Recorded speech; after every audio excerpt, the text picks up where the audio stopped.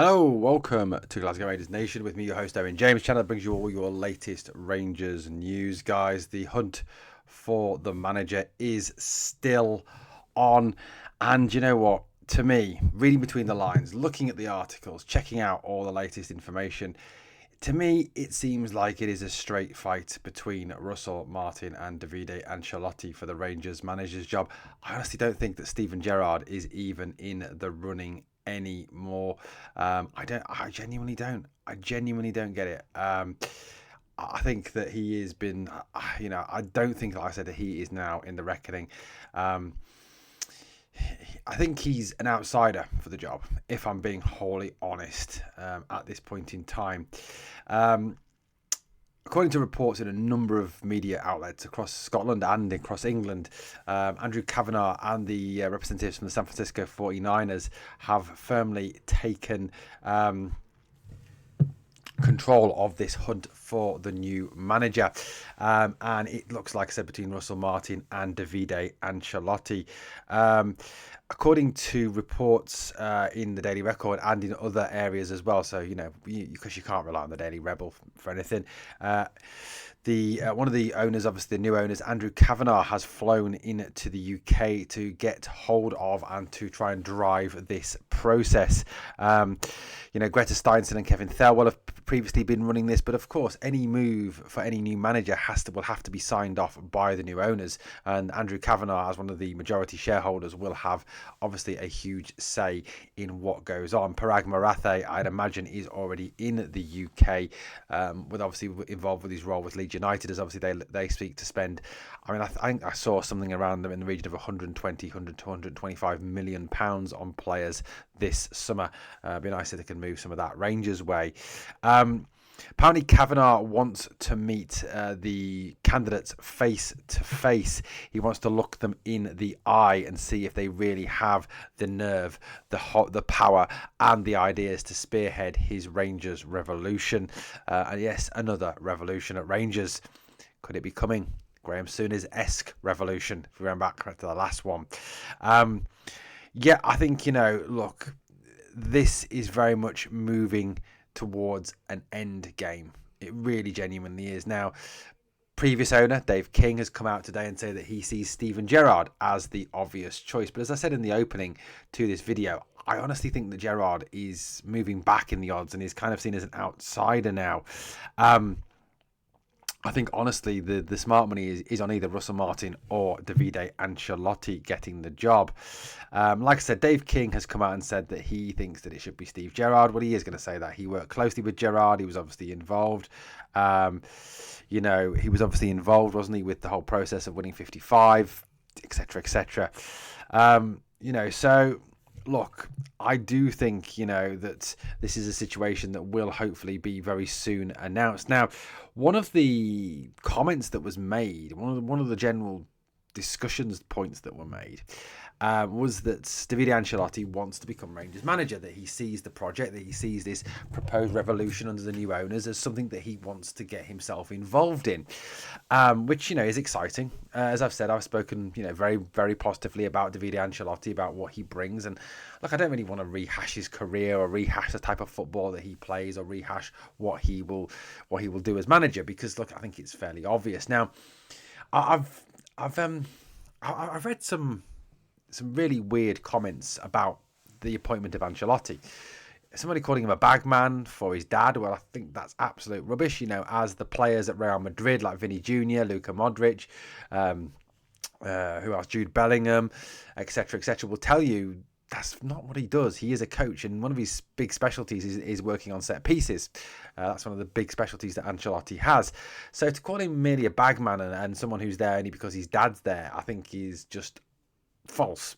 Like I said, listen to what the players at Real Madrid are telling you. These are not just, complete duffers. These are not average footballers. These are world-class players at the very height of their talents. Real Madrid don't tend to sign absolute losers. They don't tend to sign players who are second-rate. They don't tend to sign Rabbi Matondo, Ben Davis, Kieran Dowell, Cyril Dessers type players, do they? They tend to sign real, genuine talent.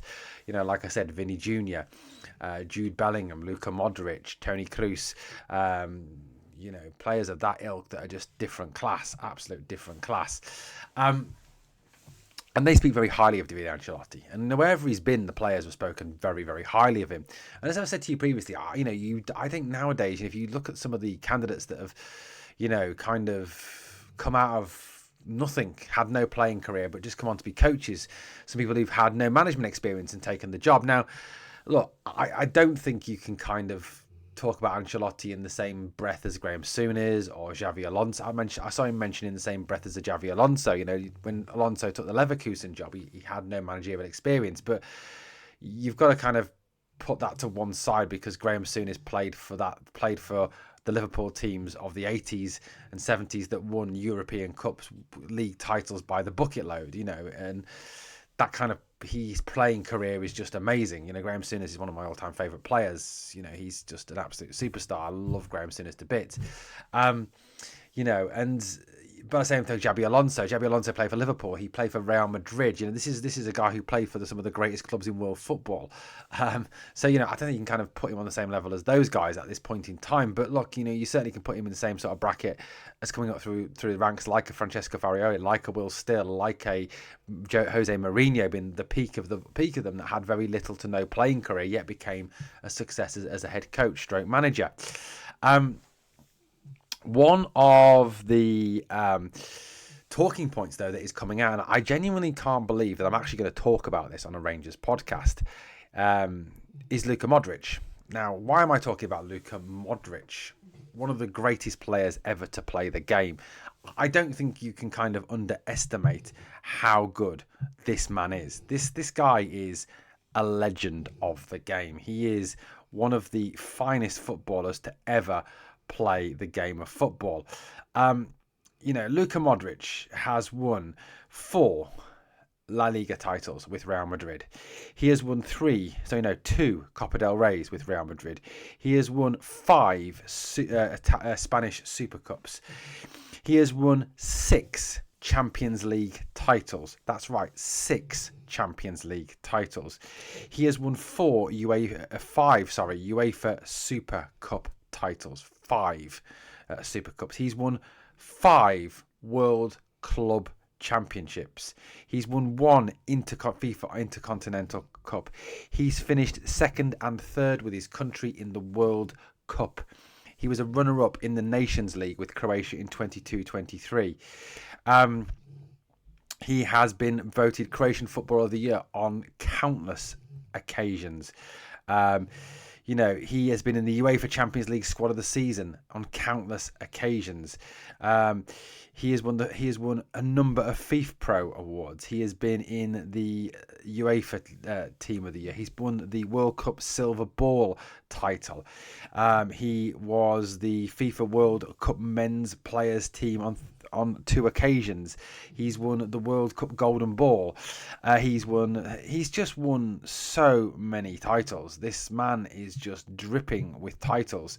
His playing career, he has played for Zagreb, Mostar, Spurs. Okay, we've all got a downside to our career, obviously, but Real Madrid. This guy has made, this is a player who has lasted at a club that often turns over its players quite quickly. In terms of how many games this man has played for Real Madrid in total, he has played over 500 games for one of the biggest, best teams in world football. This guy is genuinely outstanding. He's 39 years old now, granted, but he's not a player who relies on pace.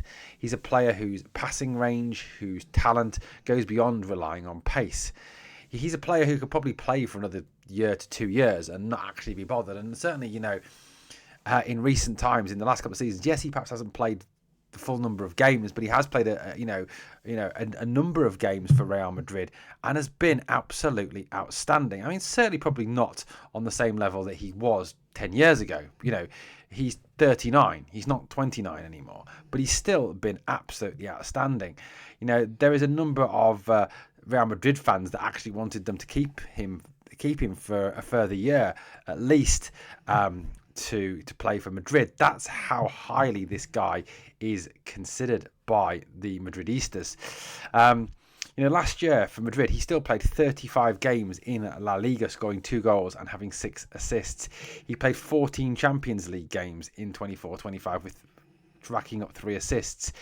He played in the Spanish Super Cup, the UEFA Super Cup last year. So he still made a substantial number of appearances for them.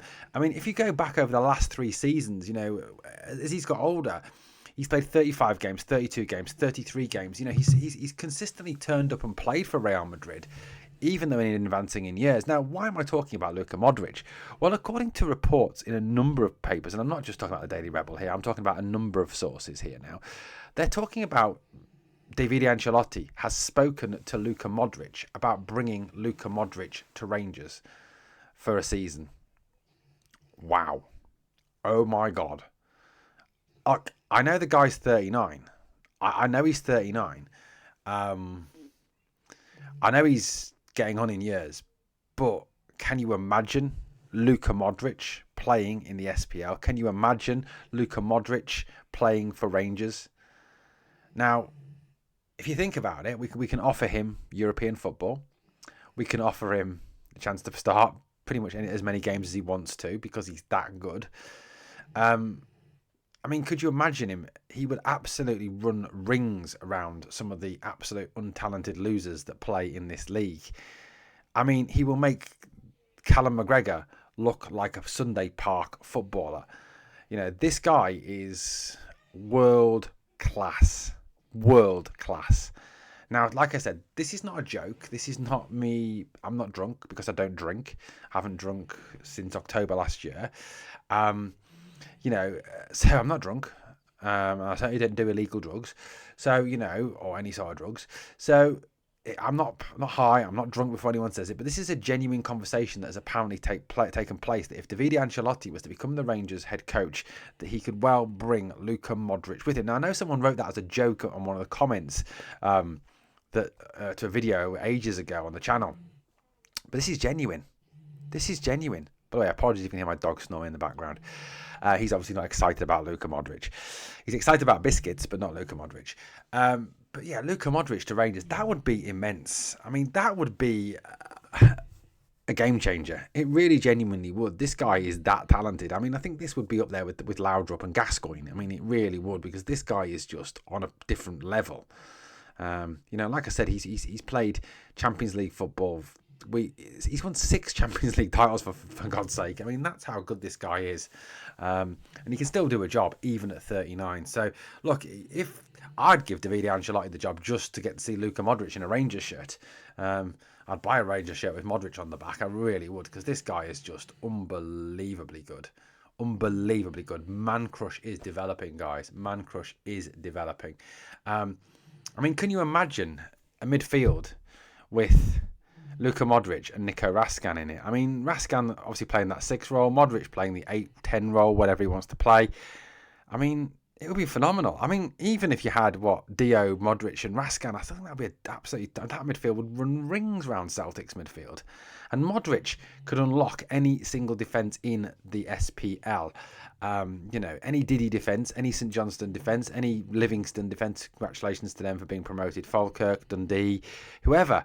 He'd absolutely smash them. Well, St Johnstone got relegated, so forget them for a minute. But you know what I mean? He would absolutely pull them apart with his passing and his range of passing and his ability to unlock defences. It would be game-changing. Absolutely game-changing. And if this story is true, which I've got no reason to doubt that it's not. Ancelotti's kind of talked about this himself. This would be amazing. This would be like him bringing, the nicest ever welcoming present, but him giving the present rather than us giving him the welcoming present. It would be just unbelievably fantastic to have Luka Modric in a Rangers shirt on a match day at Ibrox. unfucking believable, guys. Unfucking believable. Be up there with Gaza for me. And I love Gaza. Gaza's my favourite. I love Gaza to bits. But that's incredible. I mean, I'm actually, when I read this, I actually, went through it and I had to go and read several different stories. Now, Davide Ancelotti is the favourite. That's what it seems. That's what it definitely seems.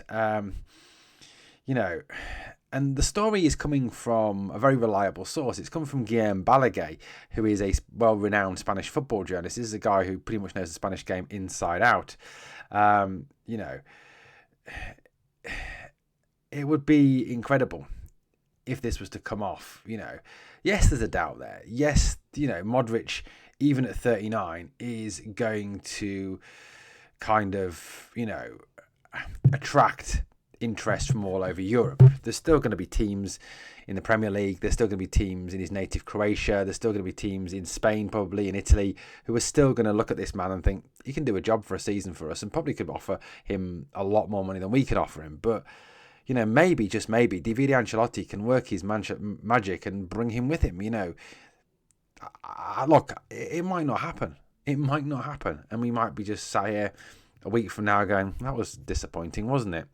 But wouldn't it be phenomenal if it actually happened? If it was actually true and it actually came off? It would be unbelievable. It'd be unbelievable. I'm not sitting here, on the 29th of May, 2025, promising you that Davide Ancelotti will definitely bring Luka Modric with him. This is the story that's come out. It's Guillem Balaguer, a guy I actually remember watching a lot when I used to watch La Liga on Sky when I first got Sky. A guy that, is I actually respect. I like Guillem. He's a top man. But look, this would be on a different planet. It really genuinely would be on a different planet if it was to come off. It would be brilliant. Absolutely brilliant. Fabulous, unbelievable. Look, other news. What other news is going on at the moment? Apparently, Civil Dessa scored for Nigeria today. I mean, fucking hell, the world's going to stop turning soon, isn't it? Apparently, he put Nigeria in front against Ghana. Dessa's opened the scoring for Nigeria. Apparently, against Ghana. It was his first, apparently a rare start for him for his country. He was just 14 minutes on the clock when he took a cross from Samuel Chukwueze in his stride and fired home his third Nigeria goal. It was his 31st for club and country this season, 29 of them coming for Rangers. Not quite squaring with the surrounding narrative that he's had a poor campaign. I think, everyone says that the big frustration with Dessers is his conversion rate, which is the big worry. The fact that he doesn't put the ball in on a regular basis. Apparently there's a number of clubs in Europe who are interested still in him. Apparently, Ajax Athens apparently are interested in him. Look, whatever you think of him, and look, my views on Dessers are well known. I don't like the player. I don't rate the player. I don't think he's good enough. But at the end of the day, if he's still here next season, I'll get behind him. I'll support him because he plays for Rangers. But, I think, if we can get a substantial fee for him at this point, I think we do need to sell him because, he's, like I said, he's not going to get any better, is he? He's 31 years old. If we can get 4 or 5 million for him, get our money back on him, then it's certainly something that the club should be looking at if they're really honest about setting up a trading model. My worry about retaining Dessers and continuing to play Dessers in that number 9 role is that it will hamper the development of Hamza Igerman, which will impact Rangers in 2 ways. Firstly, it will impact Rangers in terms of having the best centre-forward at the club, which, look, I'm sorry, and I know some fans here will disagree with me, Hamza is 10 times the player that Dessers is. He's got a better conversion rate, his set-up play is better, his control is better, he leads the line better, his hold-up play is a lot better. The team look better when Hamza plays up there rather than Dessers. And if you look at the goals that Hamza scored, he scored some, vital goals in some games where the pressure was on. He scored goals in the Europa League, which is the highest level. He's got a better goal scoring record in the Europa League than Dessers. Guys, you can argue that Dessers has scored more goals than Hamza. Well, yeah, but that's because Dessers played more games and had more games playing as a 9, whereas Hamza was stuck out on the wing by Barry Bassett a lot of the time.